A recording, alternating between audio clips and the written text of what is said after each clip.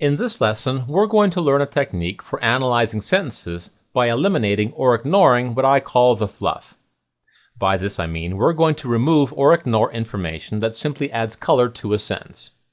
This means removing or ignoring adjectives and adverbs, phrases functioning as adjectives and adverbs, appositive phrases, as well as dependent clauses. For example, consider the sentence, "The angry child screamed at his parents." To eliminate fluff and get to the core of this sentence, we can first eliminate the word angry, since this is an adjective that modifies the noun child.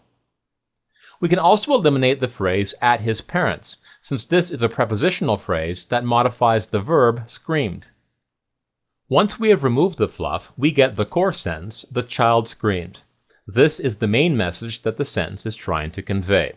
The other stuff merely provides additional information that enriches the sentence. Now, why is it necessary to eliminate or ignore fluff? Well, sometimes sentences are so complex and contain so many words that it's hard to determine whether they've broken any rules of grammar. For example, take this sentence. The government's tireless efforts to preserve the blue-finned wigglefish, the smallest species in the bluefish family, has negatively impacted the local fishing industry. Please take a moment to carefully analyze this sentence before continuing. Well, to spot the problem with this sentence, we're going to eliminate some fluff. First off, we can eliminate governments and tireless since they are adjectives that modify the noun efforts. Next, we have the appositive phrase, "the smallest species in the bluefish family."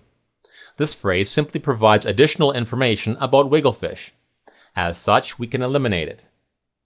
We also have the infinitive phrase, "to preserve the blue-finned wigglefish." This phrase modifies the noun efforts, so we can eliminate it. Finally, we can eliminate the adverb negatively, as well as the adjectives local and fishing. Okay, now that we've removed the fluff, we can see that the core of this sentence reads, "The efforts has impacted the industry." Well, it should be "the efforts have impacted the industry." So to fix this sentence, we'll change has to have.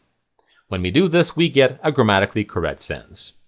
So by removing the fluff, we were able to get to the core of a sentence and identify its problem. In future lessons and practice questions, I'll demonstrate this technique often.